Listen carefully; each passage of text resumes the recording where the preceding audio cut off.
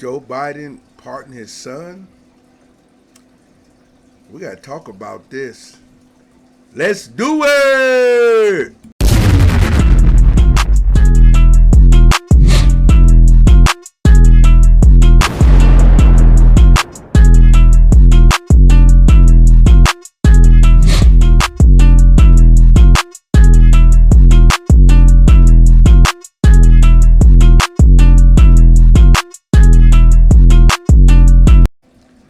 Good evening, folks.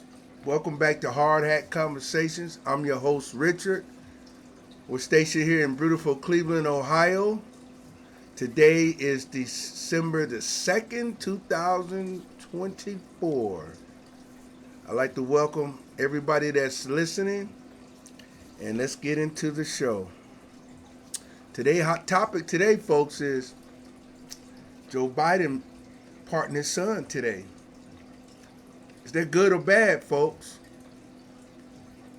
Well, according to some people, it's bad, and some people, it's good. He has the power to do it. He has the law behind him to do it. But some people will say that's a little conflict of interest because before 6 months, almost a year ago, he was kept saying, and his press secretary and everybody else in his cabinet kept saying that he wouldn't do it. He'll follow by the law. That nobody can be against the rule of law. But yet, when it comes to a family member, I guess the rule of law goes out the door. And my question to you out there, folks, is would you do the same thing for your son or daughter if you had the power to pardon them from going to jail for doing crimes? That's a tough question, folks. That's something we're going to have to reach in and think about because remember, we're the leader of the free world and we have to set an example.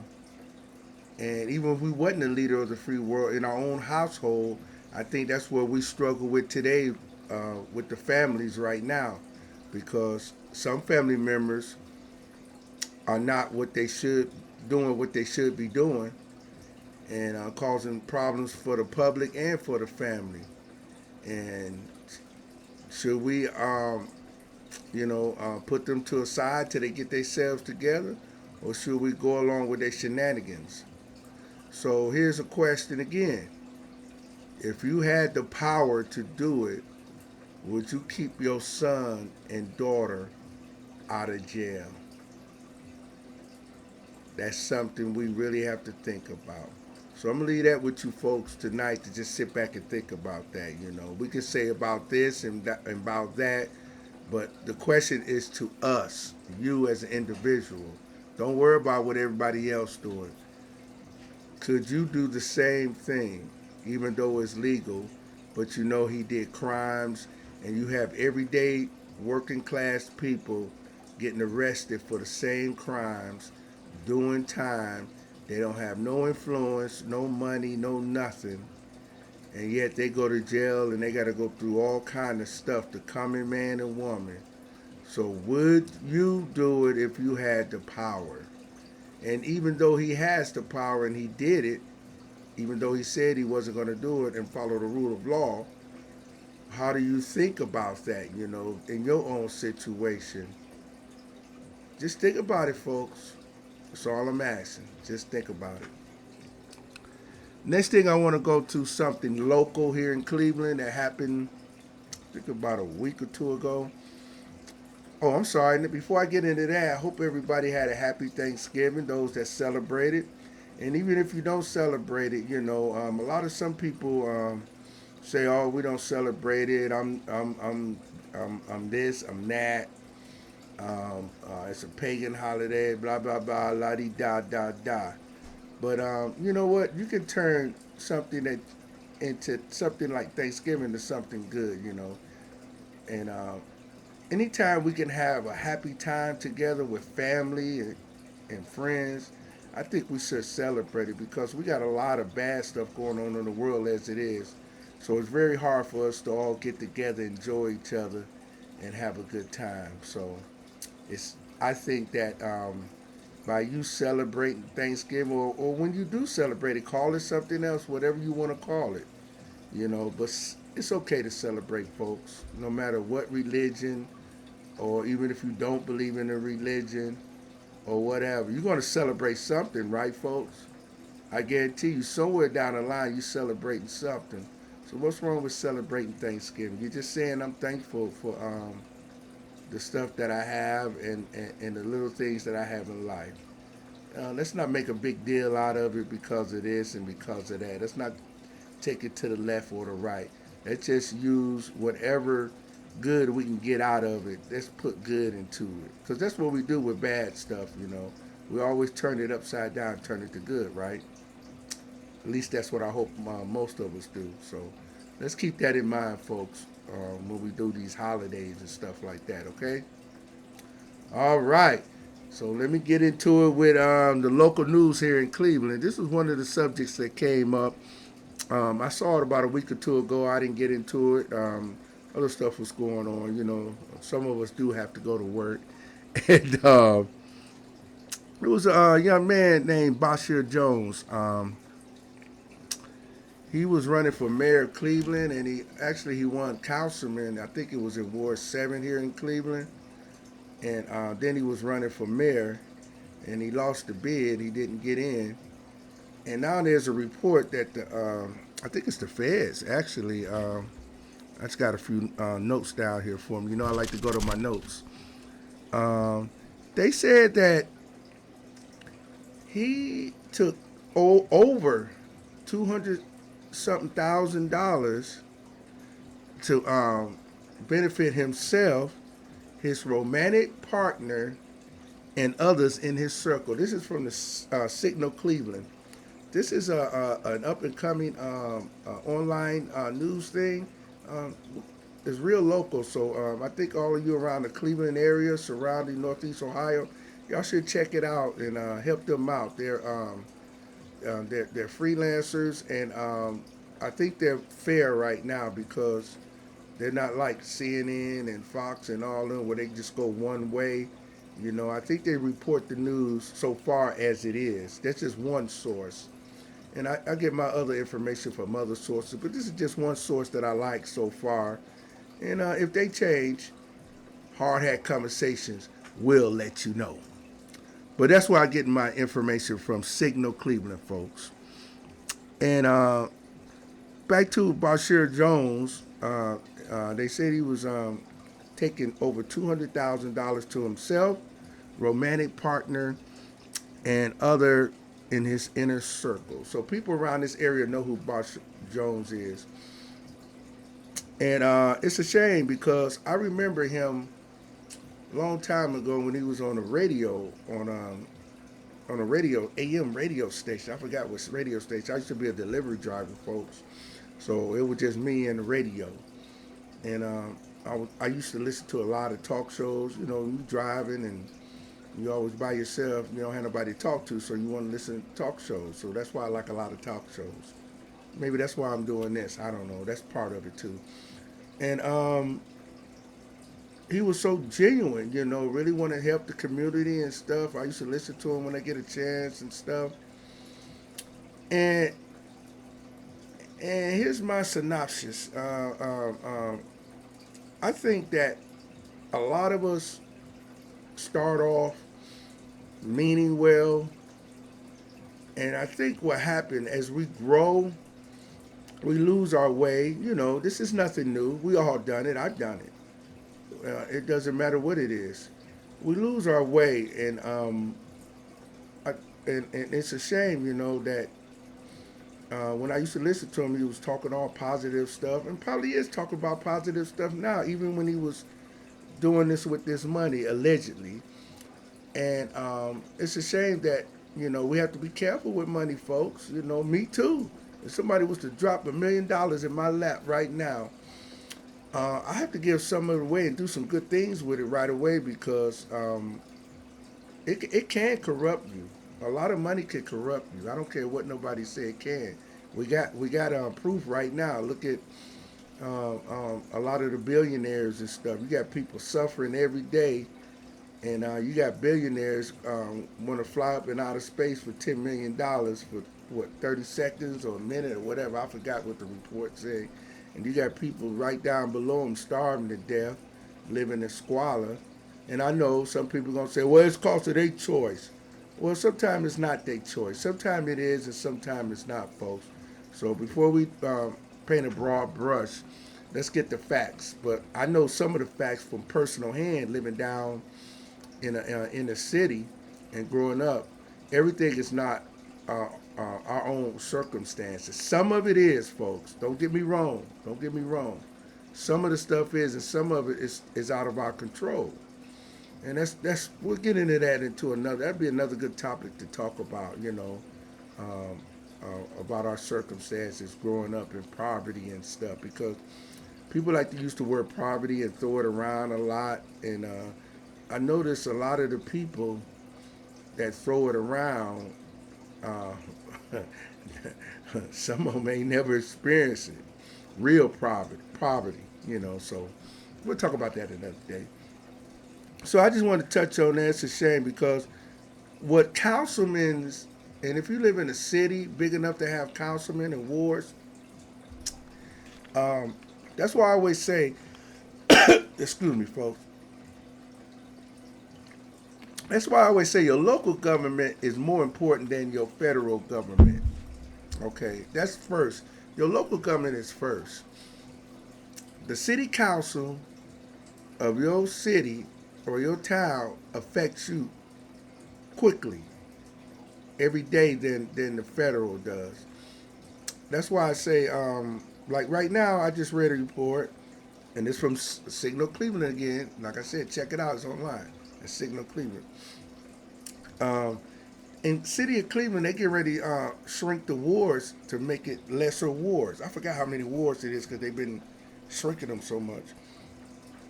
But the reason they doing that, folks, is because of the population in Cleveland is going down, and nobody's addressing that either, and nobody's talking about that.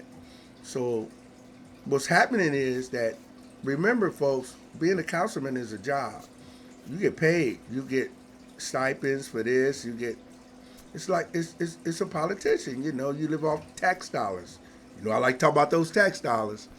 So, and you have every right, folks, because that's how they make their living. Well, majority of them make their living off your tax dollars. Of course, they might have other businesses and stuff going on, but it's still they get paid off your tax dollars for being a councilman. So don't ever forget that. And you always have the power. They don't supposed to. You elect them to do your will, not you to do their will. So we need to try to remember that, folks. So the councilmen, for what I learned, the councilmen them they get certain types of dollars to do certain projects. I talked about this before, but a lot of us don't really understand how that works. So I think we need to keep talking about it a little bit. Because remember what I said, in order to understand the problem and to fix the problem, you got to talk about it. So we got all this internet, YouTube, everything. So there's no excuse not to learn something. We have videos, we have sound bites, we have all kinds of stuff. So that's how I'm learning a lot of my stuff as well too. We still got books too. If you want to read books, still plenty of books out there, folks. So we got a lot of information everywhere. So you can't hide in the corner and not get no information.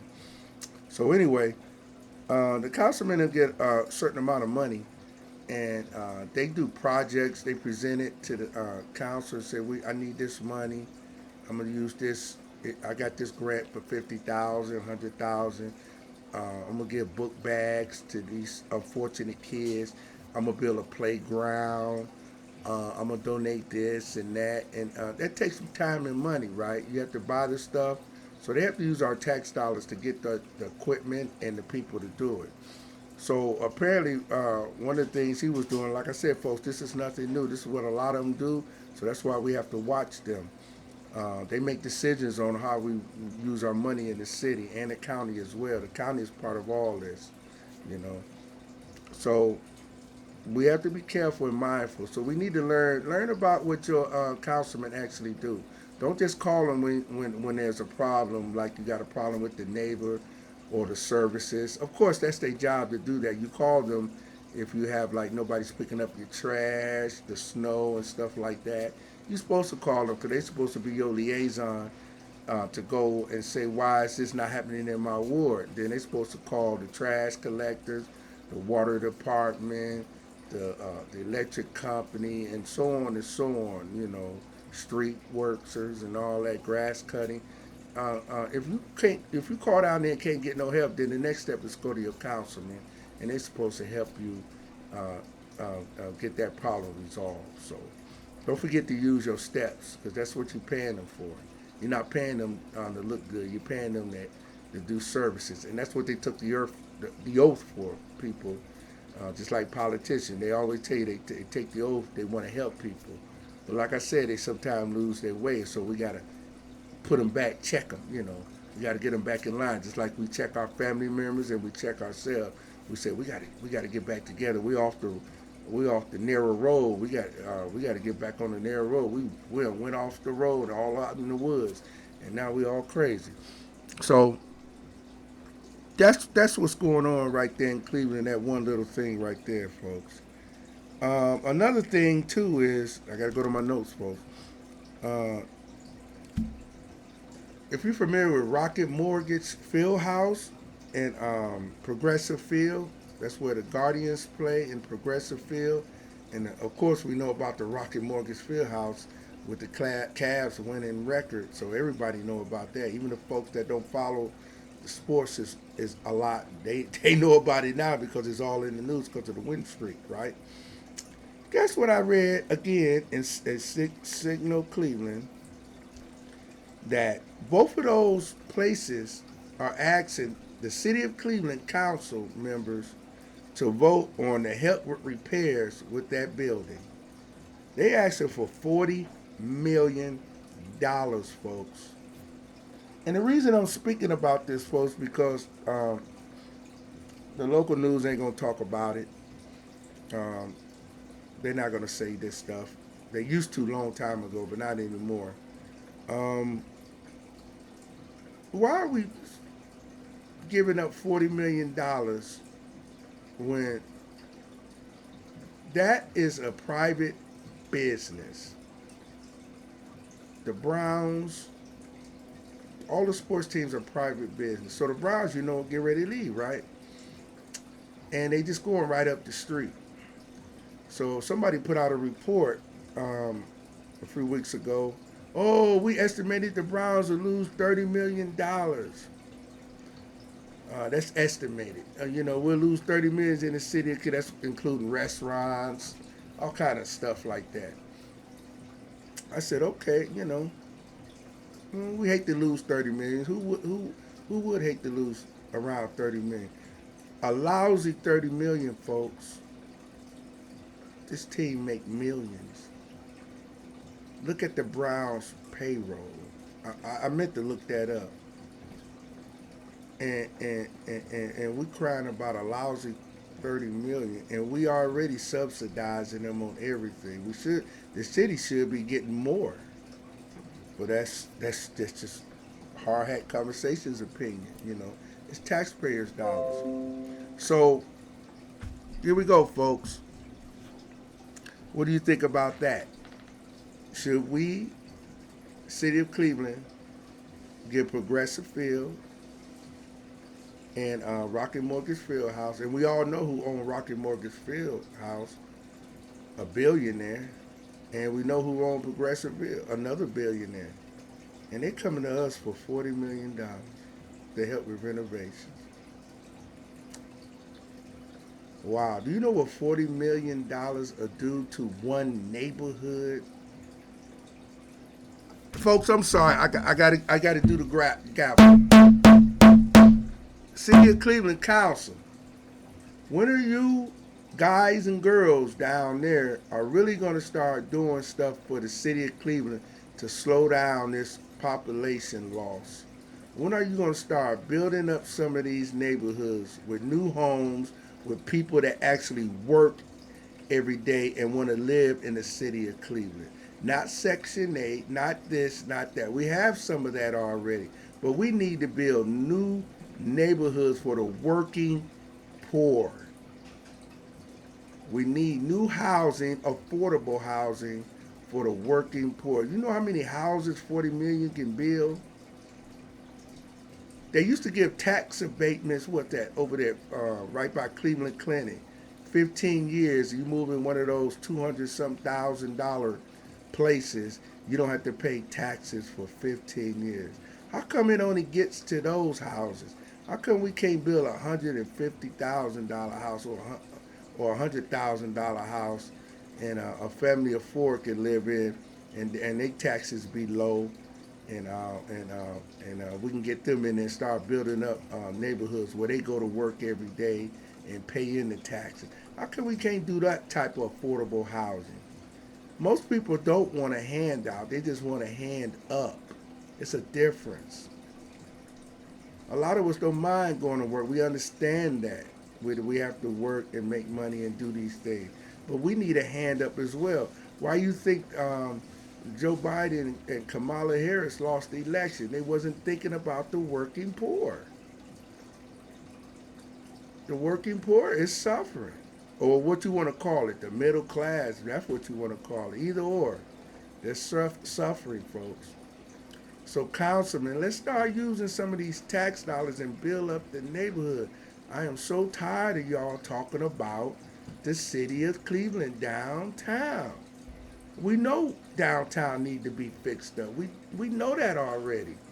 But let's start with one neighborhood and work with another one. And maybe some stores will move in with working class people down there to spend some money. Other neighborhoods have them. Come on, folks. You don't have to have $1 million to get businesses down there and have decent homes. You have Mercedes Benz and you have Ford cars. You have Chrysler. You have um, Kia. You have cheaper cars. There's a car for every budget. There's a house for every budget. So why don't these people in these cities running it? You know why? Because I don't think none of them know how to do business. If they do, they don't act like it. If I was in there and knew how to do business and had a business degree or something or whatever, I'll be trying to build up parts of the neighborhood as well. I said, okay, I'm gonna do this for Progressive Field and Rocket Mortgage. I'm gonna give them the 40 million. But we gotta give 20 million over here and build up St. Clair. Put some new housing there and attract people that's making maybe 50 or 60,000 a year to get in them homes. We done it over there by Cleveland Clinic, like I said, those 250,000, 300,000 homes. We're giving them a 15-year tax abatement. And check this out, City of Cleveland. People that own a house in the city of Cleveland, give them a 5-year tax abatement. Give them a break. How about that, council? How about that? And find that money somewhere else. You do it when the Browns or the sports team, you raise the prices of the beer and the cigarettes. So you take a loss on homeowners that had their house over 10 years, give them a 5-year break and raise the tax on the beer again. How about that, folks? See how simple that was? That didn't take no college degree, did it? You do it for everything else. Governor, state of Ohio, you legalize weed. Use some of that money to build up some of these cities and build new housing for people that make 50, 60,000 so they can stay in the city of Cleveland and buy things and keep the property taxes up. Do that. What's wrong with that? I don't get it, folks. And nobody's saying nothing about it. You got all these activist groups out here, they ain't even talking about that. The only thing they talk about was when a white cop killed a black kid. I don't get it. Talk about that too. You could do that and other things.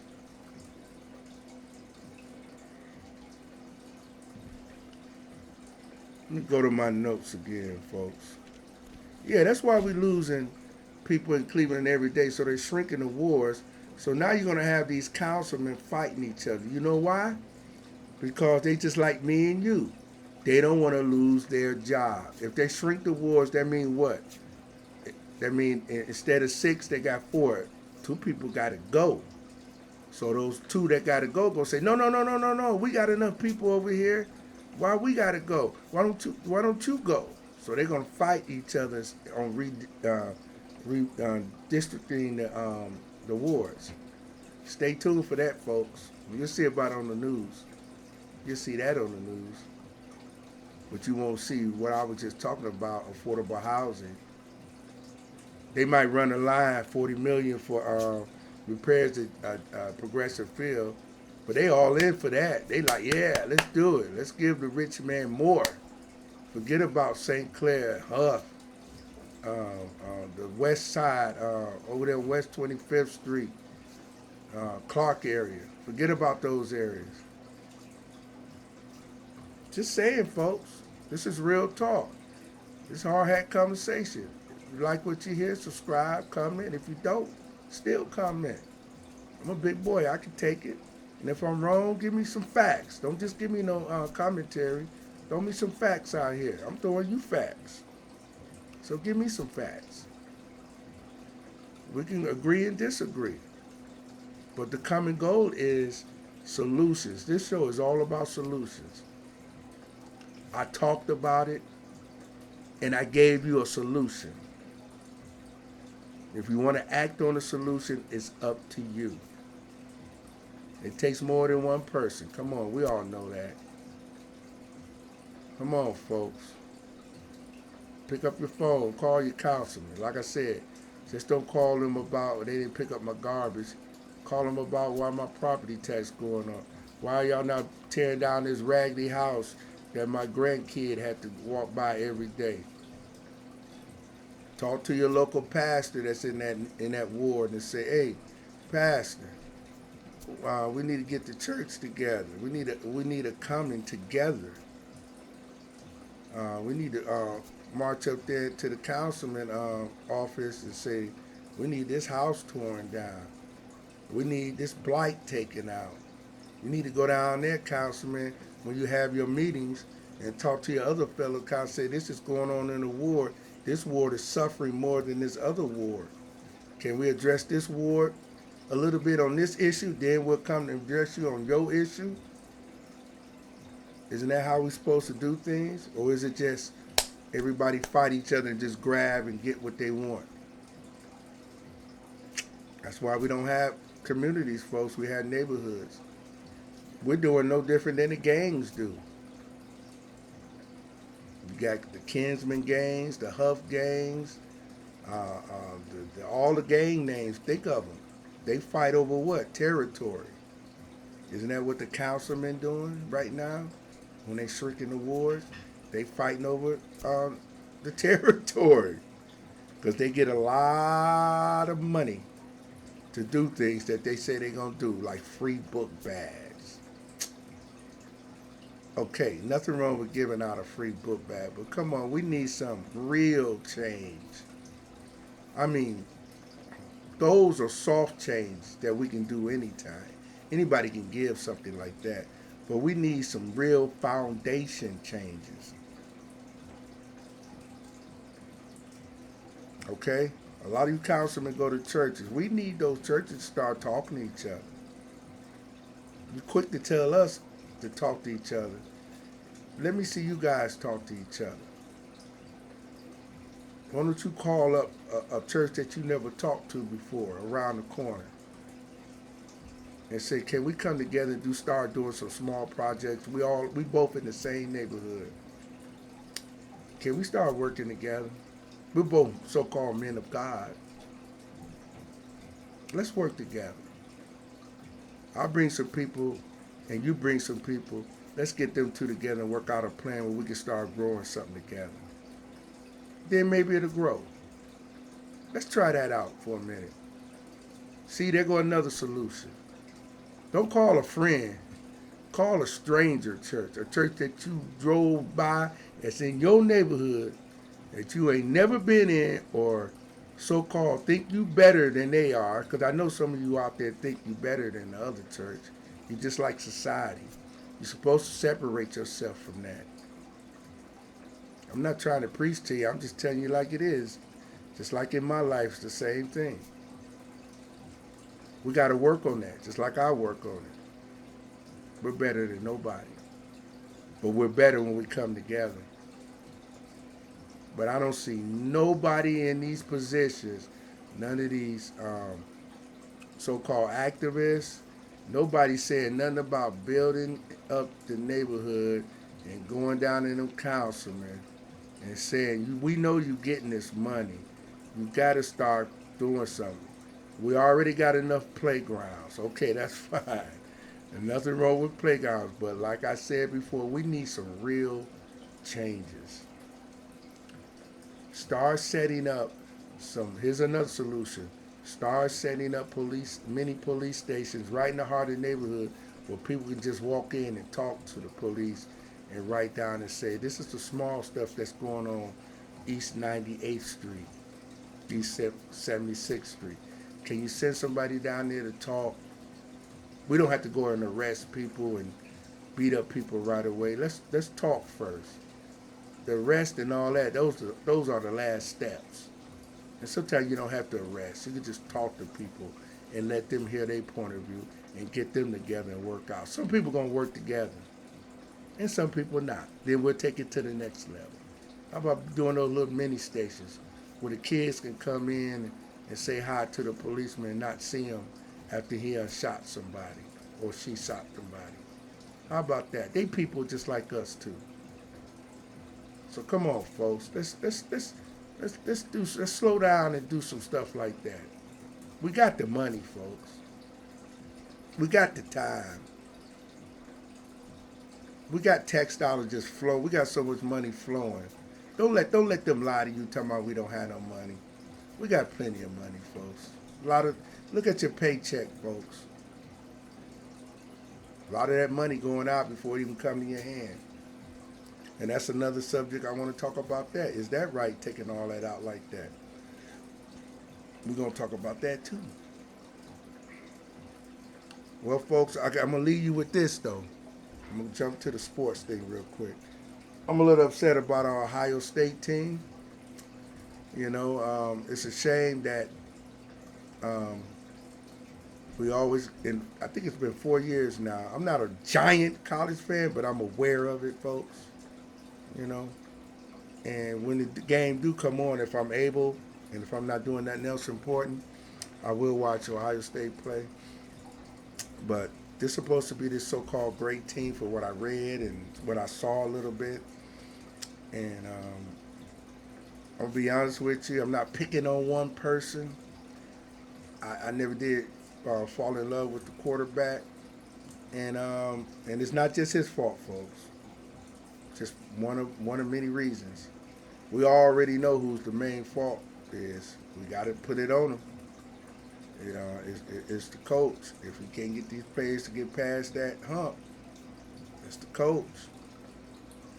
It's always the leader got to go, right? We need players to play. We can get another leader, right? You're going to get rid of the players, there ain't going to be nobody left, right? That's even at your job or wherever you go.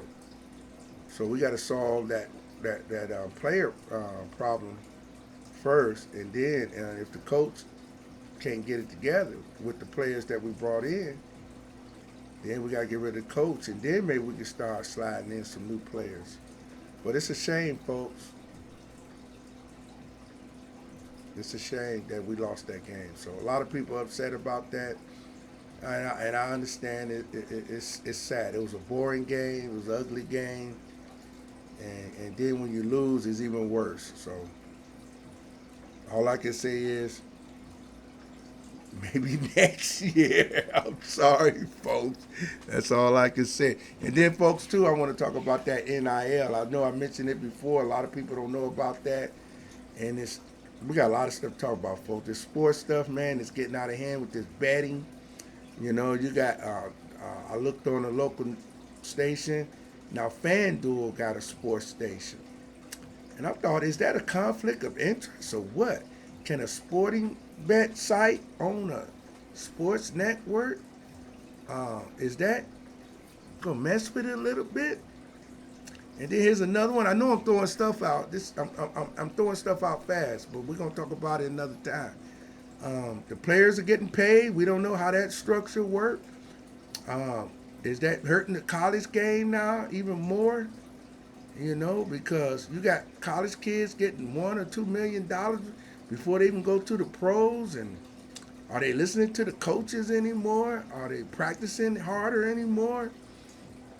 I know they have to work hard to get that money, but once you get that money, you're talking about a young fella, 19, 20, 21. I know when I was 19, 21, I got $1 million. Ain't nobody gonna tell me nothing. So is that hurting the sports now? And don't get me wrong too, folks. I think they deserve some money. The colleges made all that money off of them all them years, their likeness and everything.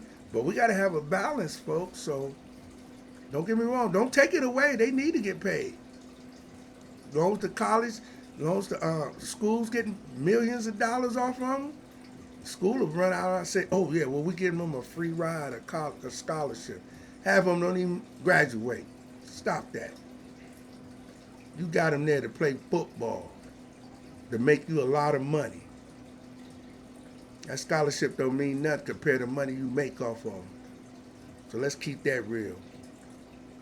So we need to work on that too. But I'm going to get off of that, folks. Well, I'm going to leave you alone tonight, folks. I got to watch the Browns play the Denver Broncos tonight. I hope the Brownies win. You see my boy back here, right here, trying to get me to go, and the Bulldog, the Browns, and I'll be watching that game tonight up in Denver. They never have good luck in Denver, but sometimes you get lucky. Not any given Sunday, any given Monday, right? So I'm gonna leave you all with that tonight. Like I said, we got a lot more stuff to talk about. I got to bring some more guests on. Um, it's going to be good. And also, something coming up good this in January. We're going to start something different. We're trying to upgrade a little bit. And like I said, I want to thank you all for listening. Those who listen and those who like and subscribe and comment. I appreciate you. You could be spending your time somewhere else. Like I said, I like information. I got folks. This show is about learning something. We can have a little fun too, but it's mainly about educational and learning something. So we got plenty of time to go play a video game, look at other stuff. But sometimes we need to get serious with our money, with our social problems, and what's going on around our area, because all that affects us, folks. And like I said before, if we don't work on it a little bit, it's going to get bigger and bigger. You know what's going to happen. It's going to explode. So this is Hard Hat Conversations. I want to thank you all for listening, and have a blessed day.